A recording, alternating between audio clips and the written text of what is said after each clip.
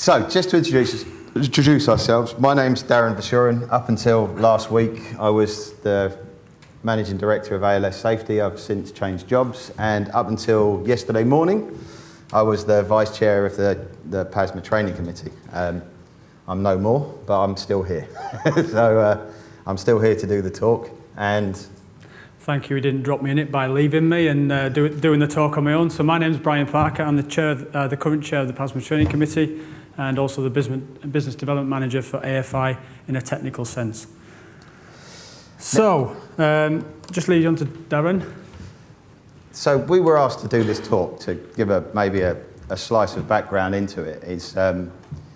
And it's something that's always, I've been in training like most people in here for the last 18, 19 years.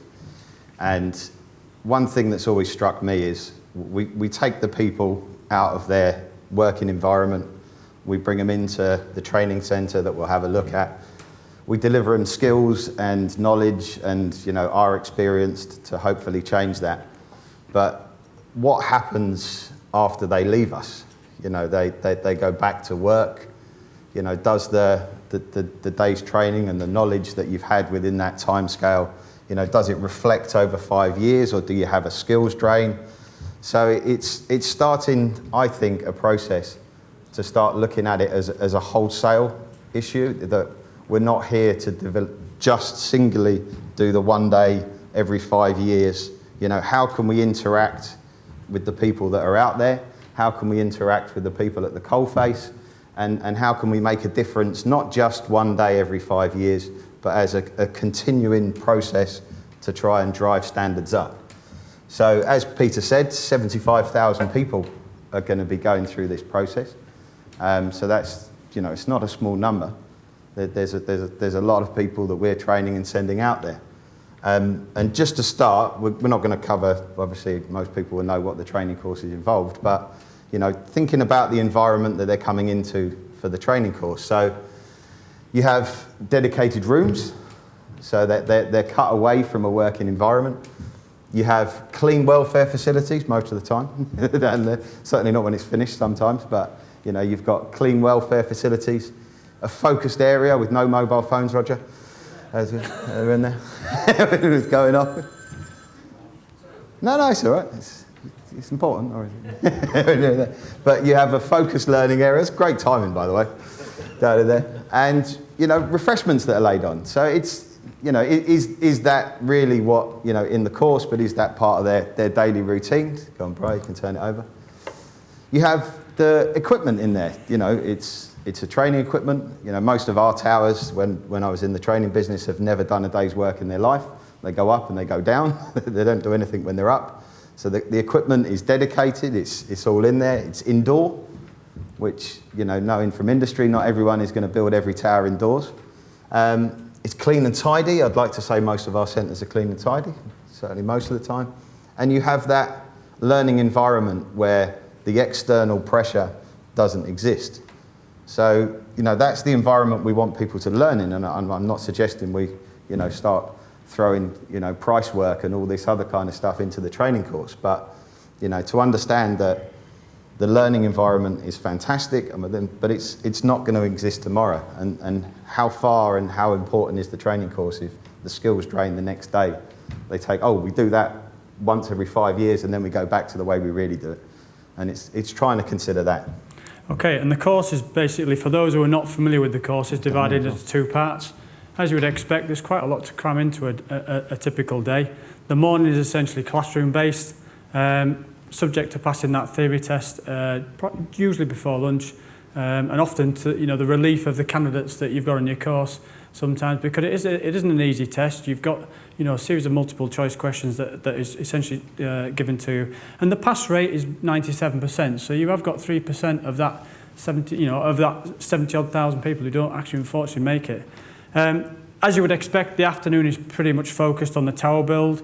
There's going to be safety. There's going to be an expected risk assessment process, and of course that inspection of components. And then towers then are then going to be built to the approved methods as agreed by PASMA. And people will rotate right throughout, so they experience and get to understand the different elements. Now, assuming that you've passed them two parts of that test, then as we all know, those of us in here that are PASMA instructors, you will then go away. And this is really where our presentation starts, because you're going to be awarded you're going to be awarded a PASMA certification. It's valid for 5 years, and essentially in that 5-year period, as soon as you walk out of that door, that's your way into the world of living. And that's where we really want to now sort of focus on it.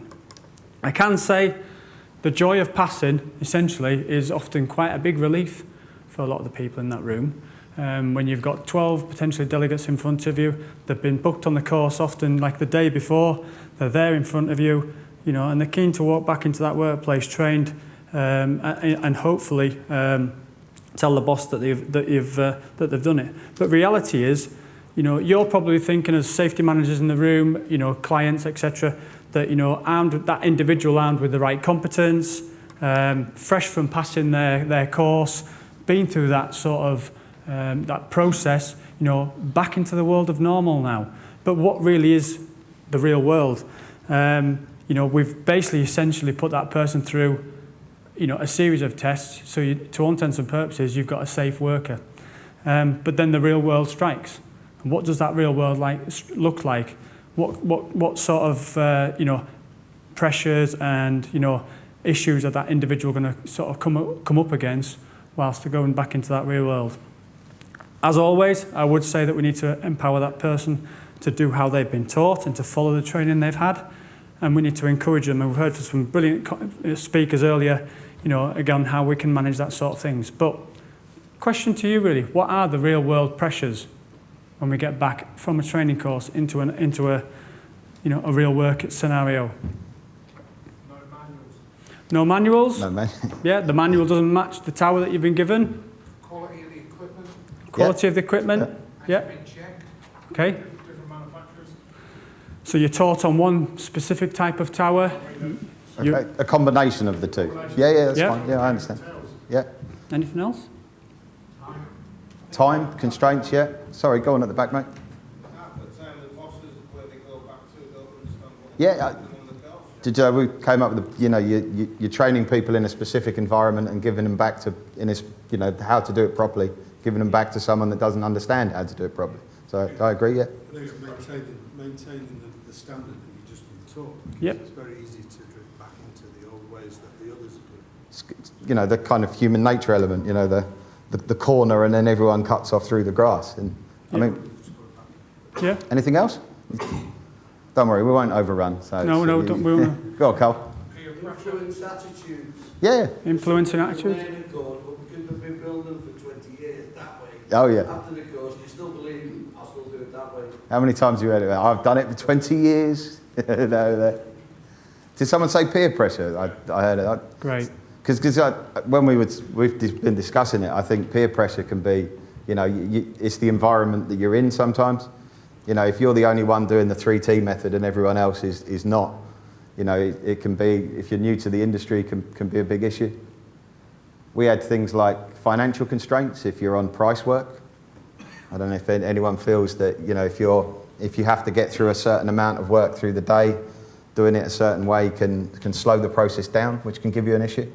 I can't believe that delegates actually think, well, I've been on a training course and the sandwiches were great and the guy was okay or the lady was okay that taught me, and then promptly goes back to work and forgets it all. But I think peer pressures is something that we do come against a lot of the time, because how many here in your work have seen towers built not correctly? Yeah. What's generally missing? Stabilizers, toe boards, bracing. Yeah. It's not even built correctly, and yet you think, well, what did I just waste my 6 hours doing what I was doing? And yet they've gone back to their place of work, and they're the first one to build that tower using the 3T method for the last 6 months. We don't normally build it that way. Don't worry about that. It won't matter. But it does matter, doesn't it? Yeah. There are rules and there are reasons why we do that. And as we heard from Alison Thewlis earlier, 40-odd people fell to their death, in this last year, through taking, perhaps in some respects, shortcuts. So it isn't just a challenge for the operator themselves, the tower erector. It's a challenge for the managers, yourselves, some of the employers, the site agent and the customer. So we all have to do our own little bit to embrace, when we see these things and improve safety. Some examples, but there it is. That one there, third one down, nobody is watching. That to me is, that's it. So we've had the training session here on the left, yeah? We've had that, we've sat that, we've lived that, and we've passed it, we've got our certification. On the right-hand side is reality now, All I want to do is get finished and get home. Probably some of you are looking at that right now. That's why you've got Dumb and Dumber sat here, stood here. Or Tweedledum and Tweedledee. Instruction manual. Andy said, who needs that? Yeah, I've seen it built. I know how it goes. But like Peter's just emphasised there, no one's watching now. I'm not being assessed any longer. But equally within your own groups, your own people and your own managers, do they really know what good looks like? Do they really know what it should be like? Yeah. No. Yeah, the Towers for Managers course that is available, that shows you and gives you examples of how these things should be done and how these things should be built. And that encourages them then to get out there. Because generally speaking, if it doesn't look right, normally it isn't right. I think it's a very good slide, that, and gives you a bit of an insight into it. So let's not forget, they've proudly passed their test, and we need to, of course, think about what we should be doing as individuals. So I'm not sure your poll button is working today, even though earlier the poll button did come up. So my understanding, I think they've had a bit of a gremlin on that side. So don't worry about that too much now. What I would like to say is that, if we look at some of these items here, what do you think we should be doing now next to improve tower safety? We've got some areas there. Do we need to monitor the quality of the build, the towers that have been built? On site. On site? Yeah. FM? How many of us do that now? We do. Yeah, great, well done. Yeah. Do you know what you're looking at? Do you understand what it is? We've already had aspects earlier about the wrong components, the mixed components, no manual with those.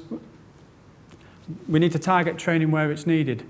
And we also need to be bold enough to say that that individual needs to be retrained if they are seen to be cutting corners or not doing how they should have been doing.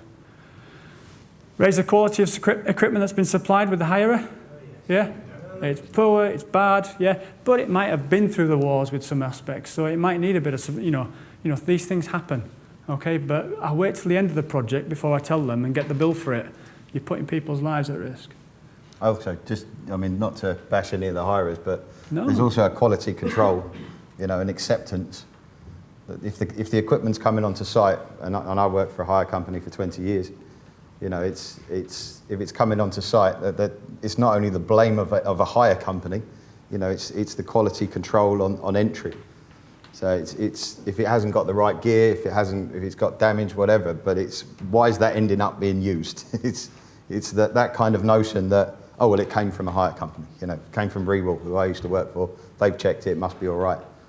It's the time constraint over the way for the other bits to be brought back out. It is, but it's a. Should be empowered to say, look, we're not using it, we can't use it. The raising of a standard across whichever, if you're hiring, if you're buying, whichever way you're going, it comes with having a standard in the first place, isn't it? And not accepting, anything that's substandard in however you're getting it, whether you own it, whether you rent it, whether you buy it, whatever you do. So it's go on, chat, man. I think one of the issues we've got is that the user has the power to say, I'm not using that because it's not safe. It's not built correctly. If you're using the word you're using a machine, you have to have a ticket to use the machine. With a tower, you don't have a ticket to use the tower. You have a ticket to build the tower. When the person gets on the tower, that's the time when the power is to say, I'm not using that, or when the kit's delivered, I'm not using that kit because it's not fit for purpose. Yep. But it's down to, when HSE used to police the sites when low-level access, when work at height regs changed, the HSE were on the sites and they flooded the sites all over and helped spot things. We had an issue once with a podium that had gone over, and it had gone over because it wasn't built correctly. The gate had never been actually put in position correctly. It was folded inside, so the guy fell out the back of it. The gate had never been put there. but nobody had inspected it. Nobody checked it. So Yeah. the user or the checking, like the gentleman is just saying inspection on site, it's about having that layer in between the erector and somebody to actually make sure it's been done correctly. Yeah. It's time consuming, but it's, I think that's where the gap lies. Yeah. No, I'd agree. I mean, them 6 points there, if we look at number 5, essentially, which is not in any sort of defined list as suchly, encourage delegates to learn advanced tower skills. You've seen some of the presentations earlier this morning from Stephen, and you can see some of the the solutions perhaps that's around that. We just think of towers up and down. We've got to think of also towers going left and right too. And I think we need to be tough. I'm sure, and I don't have the stats, but I'm sure there have been cards that have been removed. PASMA reserves the right to remove the card for the unsafe operation, as do other organisations out there, and be bold enough to do that. I think. Sorry, do you think that will actually work though for serial offenders? They're going to carry on with the tower anyway without the card? I don't think it's as simplistic as you're removing that card and removing that, but it's. I mean, I also don't think it's as a simplistic thing that it's the person at the coalface that's the issue. Yeah. There's normally 6 or 7 factors that will lead to an unsafe act at the end. But it's, I think sometimes that the threat may be, if that makes sense, so having the option and the availability to do it, and it's publicised better. I tend to find it's not normally the user or the assembler. Yeah. It's the person that's supervising them. Yeah, totally agree. Agreed. Yeah. That is not correct. Yeah. I mean, it's without. I mean, the ongoing process that hopefully these discussions will do is. I mean, the hard bit is how. That's going to be the difficult bit. But understanding that as an organisation and as training centres, that the focus is going to start to have a look at this process and how we do it. And I think personally things like the managers courses and doing other training courses, not just the person has the card, builds the tower, it's down to him, I supervise, I'm in the office doing my bit. So I think it's a whole range of things, really, if I'm honest. But do you think 5 years is a long while? You've just took the words out of my mouth. What's everybody's thoughts? Is 5 years too long? About right? I don't know whether it should be a refresher. See, I'd be interested to hear from anyone that's not a training centre. Yeah, no training centres. No training centres. What's your thoughts on this? Is 5 years too long in terms of a certification? I don't think so. Yes. You're a PASMA centre, Andrew. Yes. yes. Andrew, you're a PASMA centre. As a company that use towers on a regular basis, I'd say yes. Right, so you think it's too long? Too long. Yeah. And shout them up, mate. It's at the back. No, I'll give you another way. Go on. Looking at heights is high risk. In other areas where it's high risk, confined spaces and other places, they renew them every 3 years. Yep. So the thing you've got to look at is that working at heights is high risk. So to me, looking at it just from that point of view, from a high risk point of view, is in other areas where we do high risk things like confined spaces, it's 3 years. So that needs to be, to me, that's what you've got to look at. If in other areas we're doing it every 3 years, but yet we're accepting it 5 years is acceptable, that's the industry itself has to look at. Okay. I think I find that most people on the course, there might be 1 or 2 out of a group that are using them regularly. When you ask it at the beginning about their experience, most people I find I use them once or twice a year, a couple of times. I haven't built one since the last time I did the course, so I think it is an issue that it's a long time to go if they're not actually using the equipment. That is an issue. Yep. Okay.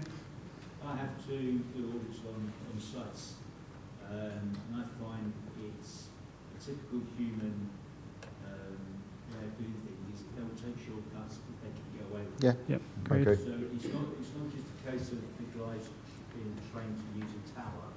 I think it's also not PASMA training so much, but training your site managers and your site supervisors who are going to be a controlling mind on working at heights. They have to have some form of training so they can, the PASMA trained person knows there's someone watching them from behind. Yeah. Okay. So if you're actually takes a problem up. So at the moment I have problems like there could be a podium step on site or there could be a step ladder. What's the easiest to use? The step ladder. Yeah. It's quicker and easier. Yeah. Because the site manager is not pulling them up about it, they're just going to carry on using step ladder. there's no consequence either, is there? I mean, it goes back to the point of no one's watching. That, people are, but maybe they're not. But there's no consequence after for seeing, you know. The only consequence that will happen is when someone falls off a step ladder and the HSE get involved. And Exactly. Yeah. Yeah. And I have a lot of respect for site managers because that's only one aspect of their job that they've got. They've got the whole site. Complete and utter total respect for them. So we're kind of getting. I mean, obviously it's not a huge response there, but some people are saying that 5 years period is too long. Perhaps in future there may be some technology that can help us in this respect. Yeah, and dare I say it, the way things are going, that we are able to use that technology to sort of look at competence, look at their continued professional development, and prove that they're actually doing things. But I mean, I don't know if you've got anything else to do. No, I think it's. I agree, technology is going to come into this, but the most important part from my side when we've looked at it is the fact that you look at it from an overall. It's like a partnership with the company that you're training. It's not, you send an invoice every 5 years, they come to you and you go back, and it makes perfect sense to me from a business head, and it makes perfect sense to me from a wholesale approach to trying to implement what you're doing in training back in the workplace. Now, there'll be different ideas how we do this, but if the goal is that you take the standards and implement them in the workplace, well, it's only going to be a good thing for me. Go on, mate, sorry, you were saying. Just one thing, I know that people have been talking today a lot about manuals and instructions. From a rental depot point of view, they tag the instruction manual onto a waterproof thing that's stuck to the base frame, which always falls off. PASMA have an input with the manufacturers to potentially change the way they label the frames, and a QR mark could be put on each label with the load information that when you scan it, because everyone has a smartphone nowadays, it goes straight to the manuals. That's something that we've been doing for a long time, but it should be compulsory, because it's pretty fundamental that part of the reason why you need to refresh your knowledge after your training course is you've forgotten the essentials of building the tower. And to be fair, most hire depots are giving out manuals, but by the time they maybe get to the site or the work location where you're actually building the tower, the leaflets could have fallen out. Agreed. That's used as an excuse time and time again. And technology in today, I mean, going back when I first started doing PASMA training, you'd get there, no manual, then you'd be in to try and fax one from somewhere.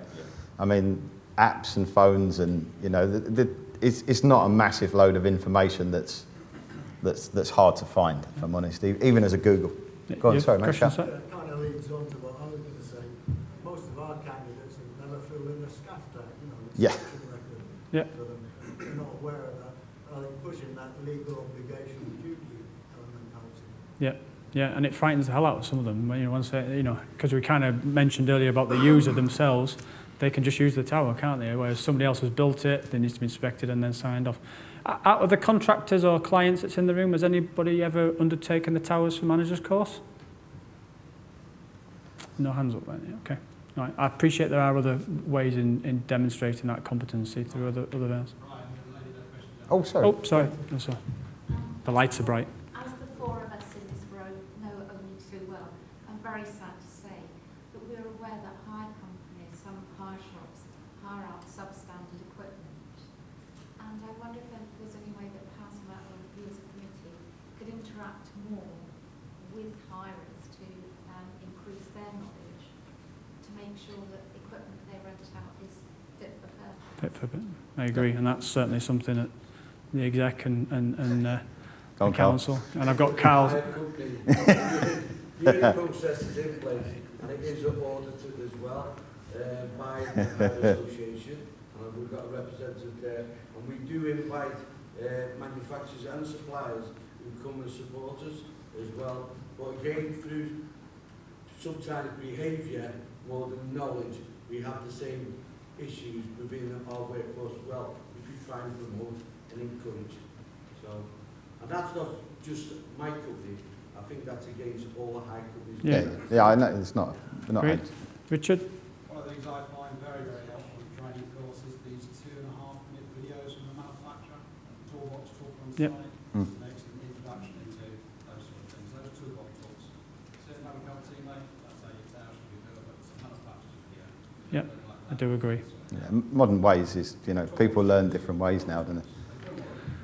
Absolutely. But between us, we've trained, well, as a collective, we've trained thousands of people, haven't we? And you know, touch wood, a lot of them have gone home safe to their families and without any due issues. But, you know, we have got a huge mountain to climb still. We've heard today about culture and empowering people. So, you know, and, you know, we're all here to do that. So, okay, thank you very much. We're on time as well, mate. We are on time. I'll beat the battery back. No worries, thank you very much.